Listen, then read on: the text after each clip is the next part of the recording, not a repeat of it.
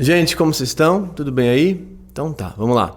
Hoje a gente vai falar sobre essa impressão de se sentir mais sozinho ainda estando com as pessoas do que você se sentiria sozinho estando sozinho, literalmente sozinho.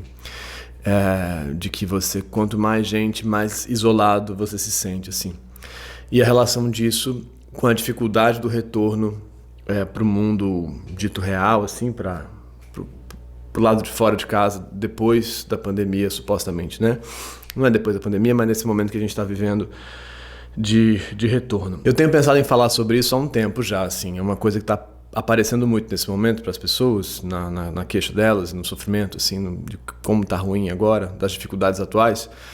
E para muita gente que eu atendo, e é interessante, né? Assim, tinha a queixa da pandemia e agora a queixa dessa espécie de pós-pandemia, que não é pós-pandemia, mas da dificuldade de encontrar as pessoas de verdade, de volta, né? De verdade, assim, no corpo, com o corpo e não só com a tela. E aí isso está super uma questão assim para as pessoas e isso vai ficando, eu tenho que falar sobre isso.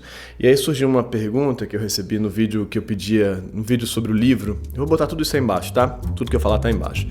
No vídeo sobre o livro. Aliás, deixa eu botar o índice desse vídeo aqui. Aqui o índice do vídeo. Então tudo que eu disser tá aí embaixo. No play do videozinho aqui você pode voltar nos pontos se você se perder, para não se perder. Ou se perder para se encontrar. E tudo que eu falar, tudo que eu citar vai estar embaixo. Mas então, neste vídeo que eu pedi ideias de vocês para a escrita do livro aqui desse canal, aliás, muito obrigado por tudo, né? São muitas respostas, eu estou lendo aos poucos, eu não consegui ler tudo ainda, mas eu estou lendo aos poucos para processar tudo.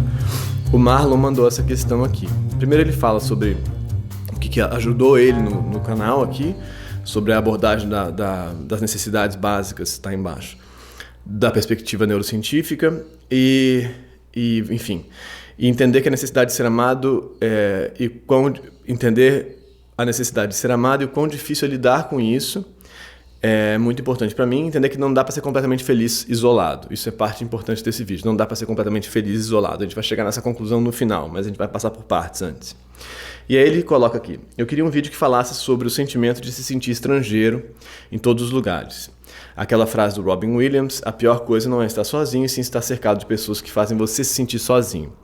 E aí eu falei, cara, total, isso tem muito a ver com esse momento que você conseguiu formular um sistema de funcionamento na pandemia, em uma espécie de solidão ou solitude, a tal da solitude, né? A gente pode falar um pouco sobre isso hoje também, sobre as críticas que eu faço em relação a isso. Eu vou botar um vídeo aí também sobre isso aí embaixo, sobre as críticas em relação à solitude, mas isso aqui é bem interessante para a gente pensar especificamente esse momento de retorno. Então vamos primeiro fazer uma rápida análise sobre por que é difícil estar com as pessoas, né? Por que pode ser? Acho que tem vários jeitos de ser difícil estar com as pessoas, mas a gente pode tentar decompor isso em duas grandes modalidades de dificuldade, dentro delas algumas variações. Só para a gente organizar, não que isso vai resumir tudo, não vai, mas para a gente tentar facilitar o processo de entendimento. Uma é você sentir preguiça em relação às pessoas. Preguiça, eu desconfio de quando quem me fala isso. Tenho preguiça. É preguiça ou é medo? Mas vamos considerar que você não vê interesse, vamos pensar assim. Você não acha interessante estar com as pessoas, os papos são chatos, aquela galera não te... você fala, pô, eu vou ali, mas não tenho vontade, desejo, interesse. Qualquer palavra que você quiser usar, a gente não vai aqui ficar discutindo o que quer dizer cada palavra dessas. Mas... eu não tenho vontade de estar com as pessoas, porque elas são chatas. Resumindo, as pessoas são chatas, eu sou legal, as pessoas são chatas. E tal. E isso acontece várias vezes, né? As pessoas são desinteressantes, elas não dizem nada que me diga a respeito, que eu tenha vontade de conversar. E isso é muito comum, né? Cada vez mais. E tem a ver com uma outra coisa que a gente vai falar já, sobre como que você só quer conversar do que você quer conversar. Tá. Mas aí então, com isso você vai parando de sair e vai se concentrando nas suas coisas, né? Nos seus vídeos, nos seus negócios e tal, e nos seus podcasts, pá. Isso é interessante porque Se primeiro tem uma ideia aí de que você é muito interessante, né? De que você é muito bacana, de que o seu assunto é muito legal, o que é estranho, né? A gente achar que a gente tem coisas interessantes, ou que as nossas histórias são mais interessantes que as dos outros. E tem aí, concretamente, a ideia da preguiça, tem uma preguiça de procurar gente mais interessante, né? De procurar, tipo, bom, tem 7 bilhões ou 8 bilhões, sei lá, de pessoas no mundo, há de haver alguém interessante para conversar, a gente tem que procurar. E tem que estar abrindo conversas, né? E não só repetindo as coisas. E aí a gente entra no segundo ponto, que é o medo do encontro, né? Então, essa espécie de preguiça, mas o medo, né? O medo desse encontro, que faz a gente não falar o que a gente gostaria de falar tantas vezes, faz a gente não dizer o que está movendo a gente e dizer o que se esperaria da gente, tem justamente a ver com o medo do abandono, da necessidade de ser amado, né? Então, a gente vai performar um troço assim que a gente julga que seja o correto, né, que se espere da gente, e aí vai variar muito o que seria esse correto, não tanto, mas assim, é o correto, né? É o que se espera, o bacana, o politicamente correto, ou é sei lá, depende do seu recorte aí, né? Mas é a boa menina, é o bom rapaz, é a pessoa que está enquadrada, ou a pessoa que tem um posicionamento político X ou Y, dependendo do grupo no qual você está. E se for para o grupo que tem outro posicionamento, você não consegue conversar, porque não dá, porque você só fala daquele lugar, né, específico. Então, aquela galera você não quer conversar, e é doloroso mesmo conversar com aquela galera que fala aquelas outras coisas. Então, mas aí tem, assim, uma ameaça constante de que você possa dizer alguma coisa que vai te fazer ser percebido como aquele que você não quer ser. Então, aquele que você não pode ser, porque se você for esse, você não vai ser amado. Isso tem a ver com o vídeo do Ideal do Eu, tá embaixo também, quem eu preciso ser para ser amado, né? Essa performatividade específica. E aí a gente, então, essa recusa de encontrar as pessoas tem a ver muitas vezes com, não, eu só consigo ser autêntico, uma ideia de autenticidade, eu só consigo ser autêntico comigo mesmo, né? E eu tenho que ser autêntico, eu não quero performar, eu estou cansado de fingir. O que é uma ingenuidade também, a gente já falou sobre isso, mas é uma ingenuidade você achar que você vai parar de performar de todo, né, e totalmente. A gente performa, a gente tem que achar performatividades que sejam mais, vamos dizer, mais próximas do que a gente precisa, das nossas necessidades, né, e que a gente saiba que a gente está fazendo isso, e que a gente não performe totalmente alienado, distanciado de quem a gente se sente razoavelmente sendo, né, vamos dizer assim. E isso tem muito a ver com a necessidade de ser amado. Só que, como diz aqui o Marlon no texto dele, essa percepção, não dá para ser feliz sozinho, o que quer dizer que você não vai conseguir recusar a sua necessidade de ser amado. Não se trata disso, se trata de negociar melhor com ela, de negociar melhores realidades para que ela seja satisfeita, nas quais ela seja satisfeita. Então, mais uma parte é a necessidade de ser amado, desse medo do encontro, a outra é a necessidade de dominância. Que, óbvio, tem muito a ver com a necessidade de ser amado também. Mas tem a ver com não poder se sentir humilhado, diminuído, né? Perdedor, errado e tal. Então, todas essas figuras da diminuição, de se sentir menor, né? Dominância vai falar em geral disso. Você se sente, qualquer que seja o atributo, menor que o outro, né? Menor que aquele grupo. Então, você não pode estar lá. Você teria que ser uma outra coisa para estar lá. De novo, tem a ver com a necessidade de ser amado, mas aqui tem a ver com a necessidade de ser melhor, ser maior, ser mais forte, ser mais inteligente, mais bem-sucedido. O que quer que seja o seu atributo aí, né? E aí você tem medo desse encontro. Então a gente começa a pensar em medo em relação a esse encontro e aí voltar para o mundo real fica difícil. Então, nesse sentido, o retorno carrega essas duas modalidades, pelo menos, que a gente pode pensar em outras, mas dessa espécie de desinteresse, né? Que é assim, meu Deus do céu, que essa gente chata, e de uma certa ameaça, né? Então é bom começar a fazer distinção do que tá batendo para você, né? O que é a coisa. E essa performatividade aqui é muito cansativa, muito exaustiva. Então você acaba retornando para o seu ninhozinho, né? Para o seu lugarzinho aí, do seu lugar que seja no qual você desenvolveu as suas estratégias de solitude, né? Então você tem o seu podcast, os seus vídeos, as suas coisas, você cozinha e come as coisas só come as coisas que você come, só fala as coisas que você fala, se é que fala, porque talvez não tenha ninguém para falar, mas só ouve as coisas que você ouve, as músicas que você ouve, né? Você tem todo o seu processo, todas as suas, né, o seu sisteminha assim de funcionamento, você acorda assim assado e tal, seja totalmente certinho ou totalmente errado, no sentido de você acorda às 6 da manhã, faz sei lá o que, sei lá, ou seja, eu durmo a hora que eu quero e tal, não importa. É você fazendo o seu sistema, né? E não negociando com o que a gente chamaria de realidade, num termo muito ampliado, assim, realidade. O que é realidade a gente não vai discutir hoje, mas enfim, realidade, tá? Bom, mas aí com isso, então retornar depois nessa espécie de momento que a gente está vivendo agora, é muito difícil, porque você se acostumou, como a gente diz sempre aqui, as coisas funcionam por sistema de repetição. O aprendizado é um sistema de repetição. Quanto mais você repete, mais aquilo fica natural e vira automático. É um ponto de você não perceber mais o que você está fazendo. Isso a gente chama de inconsciente, né? É um jeito de entender o inconsciente, por exemplo. Bom, mas aí então você vai fazer essa repetição ad nauseam por 2 anos aí em casa e tal, e aí voltar para o mundo é estranho, porque se de repente você vai se deslocar, isso é bem importante. Você nesse período você assumiu completamente uma posição de sujeito, né? Você é o sujeito dos seus desejos, vamos dizer assim, né? Então você só consome o que você quer, você só vê o que você quer, que são os objetos do seu consumo, vamos dizer assim. Ou às vezes consumo concretamente, mas às vezes consumo entendendo de maneira assim metafórica, vamos dizer, né? O que você quer botar para dentro, que você quer processar, metabolizar, colocar para dentro de você. Então, os conteúdos, por exemplo, esse vídeo aqui é um conteúdo desses, né? Então, você é o sujeito que consome este conteúdo. Se eu te desagradar em um momentinho aqui, você passa para o próximo. Porque você é o sujeito que faz as suas escolhas, você passa para o próximo. Quando a gente vai para o mundo, essa posição, vamos dizer assim, de sujeito. Estou sendo simplista, mas pensa assim, essa posição de sujeito. Quando você vai para o mundo, você necessariamente está em contato com um outro sujeito que te olha de volta. Aqui eu estou te olhando, mas eu não tenho a opção de desligar o seu vídeo, né? Quer dizer, desligar você de mim, né? Você que me desliga de você, nesse sentido, sacou? Você é o dono da história aqui, nesse sentido. Eu falo o que eu quiser, mas você sai quando você quiser. Percebe? Então, no mundo, você se recoloca na posição de objeto do outro, sacou? Então, este outro com quem você está conversando, versar com, você está conversando, você não está simplesmente ouvindo ele falar, né? Você vai ter que produzir um conteúdo para ele, vai ter que falar uns troços, né? Como eu estou falando aqui, arriscar, errar, não ser amado nesse processo, não ser foda, não ser incrível e arriscar que o outro mude de vídeo em relação a você, entendeu? Então, na realidade, a gente faz no mundo real, vamos dizer assim, no mundo do lado de fora, a gente está colocado numa posição intersubjetiva, né? Então, entre dois sujeitos, vamos dizer assim, né? Então, sujeito-objeto, tá? A gente pode discutir esse conceito de sujeito-objeto, assim, porque ele é um conceito meio da modernidade, meio simplista. Eu não acho que isso funcione exatamente assim, mas é um jeito bom de entender. Na verdade, a gente está sempre em conexão, né? A gente está, concretamente falando, o nosso sistema nervoso se regula com o outro, né? Isso tem tudo a ver com a necessidade de estar no mundo, a gente vai chegar lá já já.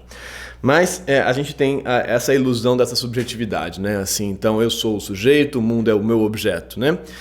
Então, com isso, no mundo pandêmico, mas no mundo das redes em geral, né, o mundo dos aplicativos, se você quiser, vai ver um vídeo aí embaixo sobre isso também, que eu falo mais detalhadamente sobre isso, mas o mundo dos aplicativos em geral, assim, faz a gente se colocar nessa posição meio iludida, assim, de ser senhor das suas próprias escolhas. Não vou nem falar dos algoritmos e tudo mais, porque já falei muito disso, mas você vai ver aí se você quiser os vídeos sobre isso. Mas aí então, nesse mundo que você vai sair para ele aí, a gente pode pensar algumas figuras da dificuldade em relação a isso. Por exemplo, o Tinder é uma, né? Tinder e flerte no mundo real. E é engraçado que tem gente que vai se dar muito melhor no Tinder, tem gente que vai se dar muito melhor no mundo real, isso varia, em função da maneira como você opera a sua própria autoimagem, a sua própria noção de consumir o outro e tal, tudo que bate aí. Isso que a gente está falando dessa intersubjetividade, como que você vai operar isso. Mas, de alguma forma, o Tinder tem essa impressão de defesa, né? Essa impressão de ser um anteparo para esse choque com o outro, né? Tem essa impressão de segurança. Só que você não está percebendo que você também está sendo consumido e descartado, o que gera um custo, né? O que gera realmente um gasto. Você fica gasto na sua subjetividade porque você não está se percebendo objeto, mas você é. Mesmo que você esteja se percebendo, você não está percebendo quantas vezes você está sendo tá nesse jogo de consumo e descarte. E, né, de descartabilidade, como a gente fala hoje em dia, né?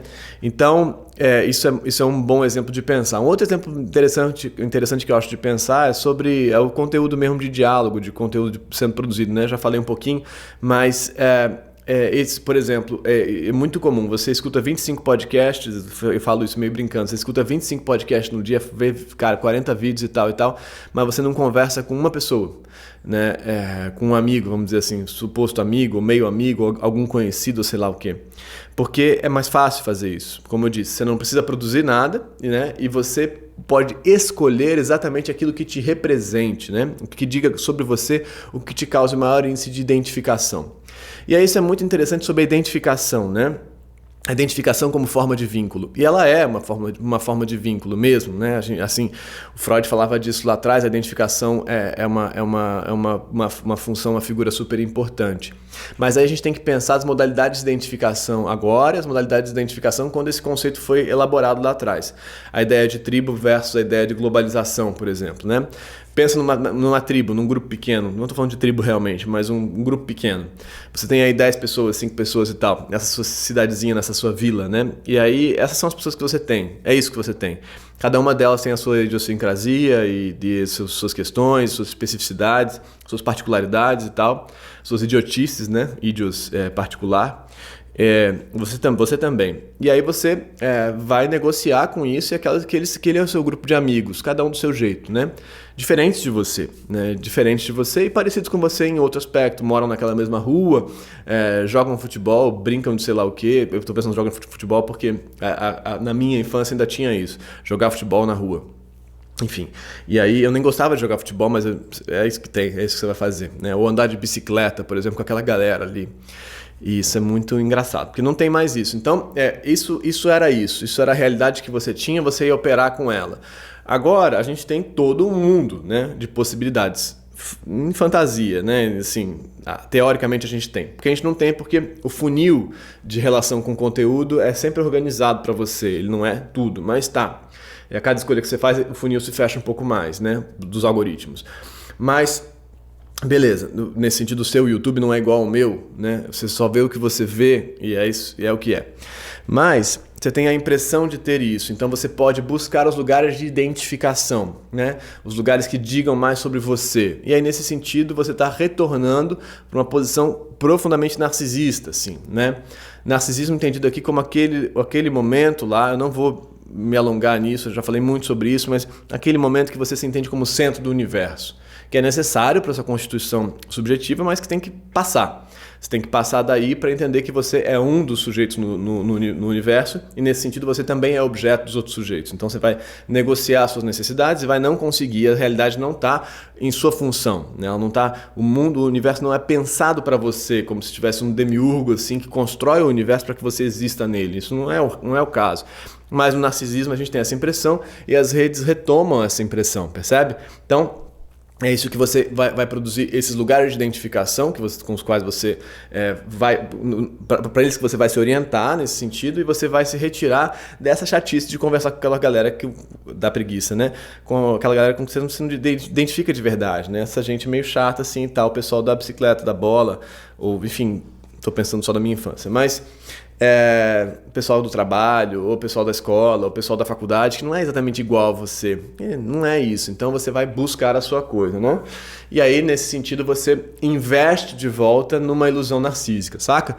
Todos nós, não é só você, não é uma acusação, não estou falando de fulano é narcisista, não estou entrando nesse transtorno, não é isso. Estou falando dessa posição, né?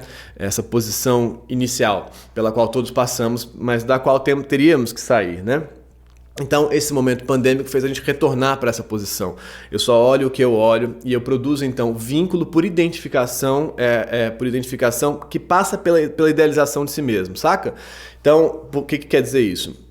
Não é identificação no real. A identificação no real acontece assim, você conversa com alguém, essa pessoa tem as diferenças dela, mas ela tem alguma coisa que bate com você. Você fala, cara, total, isso aí tem a ver comigo. Então ela é muito diferente, mas tem uma coisa que é similar. Dessa coisa similar, você faz uma pequena aliança de identificação e aí você vai seguindo. E aí você vai negociando com todo o resto. né? Então ela é de Gêmeos, eu sou de Gêmeos também. Eu tenho ascendente em Gêmeos, estou brincando só com astrologia, não que seja uma coisa que eu, enfim, mas para entender, né? Ah, fulana também é de Libra. Ah, não, mas enfim, então a gente consegue dialogar. Ou então fulana também teve um pai alcoólatra, também entende. Ou então a mãe da fulana, então, aí você vai, ou por diferença também, tem identificação. Eu tive um pai assim, ela teve um pai assado, olha que interessante o que ela fala. E aí a identificação vai ficando mais complexa e mais interessante. E aí você vai aceitando diferenças a partir de uma mini identificação que aconteceu, micro identificação que aconteceu ali. Neste mundo no qual, percebe aí o troço que acontece, a maquininha que vai acontecendo, nesse mundo que a gente vive aqui, não, nesse mundo a gente só consome o que a gente quer exatamente e neste momento, sei lá, 30% ou 40% das pessoas já abandonaram esse vídeo porque elas pensaram que tem alguma coisa que se identifique mais com elas no vídeo seguinte ou numa outra coisa. Isso é muito louco, né? Pra mim também, mas é o que é. Mas enfim, vamos seguir. Então, com isso você tem a ilusão de buscar a identificação total, né? Então você retorna para o narcisismo nesse sentido, você vai achar o vídeo feito para você. Sempre escuto isso. Esse vídeo é pra mim. Esse vídeo foi feito pra mim. Esse vídeo é meu. Cara, total, essa é a coisa. É uma posição narcísica. Esse vídeo não é seu. Ele não é meu também. Ele é o que acontece aqui entre a gente. É um vídeo que eu fiz pra abrir esse diálogo, né? Enfim, mas ele é o que é. Ele é um pedacinho da realidade, né? Ele não é uma identificação total, perfeita e absoluta com essa sua figura narcísica aí, que tem a ver com amor romântico também, que você vai encontrar aquela pessoa que finalmente te entenda, essa resposta romântica para isso. Bom, mas então com isso você se mantém nessa posição, você não quer abrir mão dessa posição, e ir para o mundo real é perder essa posição. É ser mais um na intersubjetividade, não ser o sujeito que consome o universo, né? Entendeu? Então você vai voltar para uma tribo qualquer, para um lugar qualquer, para um pedacinho qualquer, uma vila qualquer, entende? Esse é que é o ponto. E essa vila qualquer, ela é sempre uma coisa só, ela é só aquilo, ela não é nada demais, ela não é nada de incrível, ela é só um troço. E aí você, nesse processo, estando ameaçado, né? Porque você está de novo na posição de objeto, e ao contrário das redes sociais, nas quais você pode construir um objeto ideal sobre si mesmo, fazer um filtro muito forte de você mesmo, aqui você é mais difícil de fazer. Você pode fazer harmonização facial e tal, mas é mais difícil, dá mais trabalho. Então aqui aqui a gente faz um negócio, né? É mais fácil modular essa filtragem. Aqui é muito mais difícil. Então aqui tem uma espécie de, é só isso a realidade mesmo, que merda esse troço aqui, é bem mais ou menos, e é mais ou menos mesmo. Até segunda ordem, até você conseguir pensar e descobrir as coisas, e você está ameaçado, né? Você está numa posição de, cara, eu tenho que me fazer como objeto aqui minimamente interessante para não ser abandonado, né? E aí depende do nível de ameaça, depende do nível de ameaça de abandono que você tem, e por aí vai. Ou das construções de ideal do eu que você fez, né? Nas redes, você então está nessas duas posições para entender melhor, ou a posição de sujeito que consome o mundo, ou a posição de objeto que pode se filtrar da maneira que quiser. Na realidade, você está na intersubjetividade e na posição de objeto que não pode se filtrar da maneira que quiser, porque não tem o tempo de organização do conteúdo que as redes trazem, se você for um produtor de conteúdo, no sentido de faz post, não sei o quê, porque aqui você está no real, você tem que responder. Aqui é uma coisa, aqui eu falo, eu edito, até certo ponto eu monto isso aqui que eu estou falando, então a minha melhor versão de mim mesmo. Na live que a gente faz no sábado na autoescrita, não, é uma live, então é isso aí que eu tenho. Eu vou ter que responder, entendeu? Eu vou ter que responder na hora, então tem uma pressão nessa história. Por exemplo, esse corte que eu acabei de fazer porque eu tossi. Na live não tem isso, é o que vai seguir. Então, no mundo real, você tem todo esse estresse aí rolando, né? Essas ameaças rolando. E você fala, cara, melhor eu ficar aqui quietinho no meu ninho, né? Nesse meu lugar fechado, né? É melhor. Aí você pergunta, mas porra, é melhor mesmo. Por que eu vou pro mundo real? Por que eu vou? Porque aí tem a ver com a pergunta do Marlon lá atrás. Por que eu vou para o mundo real se eu consigo produzir identificações, consumir o conteúdo que eu quero, comer o que eu quero, fazer o que eu quero aqui? Por que eu vou para essa tal realidade? Aí eu vou te responder um negócio terrível. Porque você está na realidade, né? Por que a gente passa... E aí, Freud, lá atrás, os dois princípios do funcionamento psíquico. Por que a gente passa do princípio de prazer para o princípio de realidade, né? O princípio de prazer é aquele que não vê adiamento nenhum, que satisfaz tudo que precisa naquela hora que precisa, para o Freud.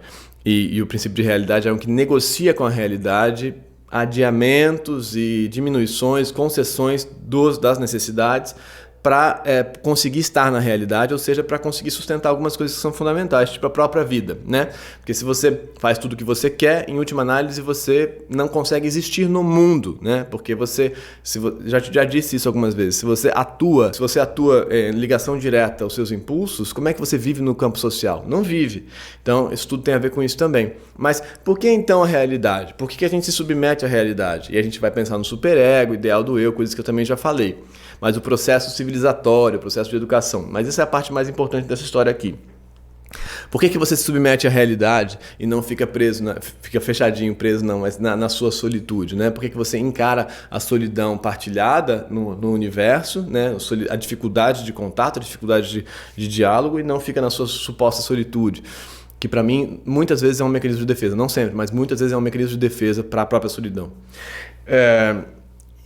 O mecanismo de defesa no sentido de que ela não é eficaz. Às vezes até é. Em certa medida, quando você consegue produzir campos interessantes aí, até pode ser. Mas várias vezes é só uma defesa. Várias vezes. Se você quiser, vai ver o vídeo sobre isso. Mas por que fazer isso, né? Aí tem duas coisas pra gente pensar. Uma é, o vínculo é corpo.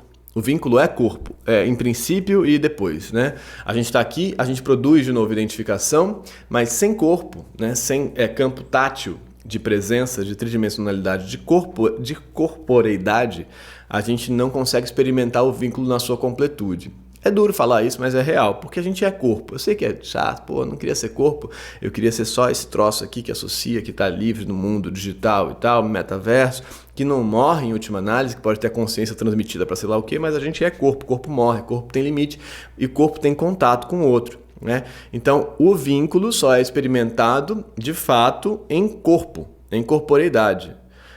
Não que você não possa ter relações à distância, conversa. É claro que você pode produzir esses campos de fantasia e desse ideal de você que vai se conectar com esse ideal do outro. Mas na prática, o retorno opioide que é necessário para o sistema de vínculo funcionar, ele precisa do corpo, né? Em alguma medida ele vai precisar do corpo.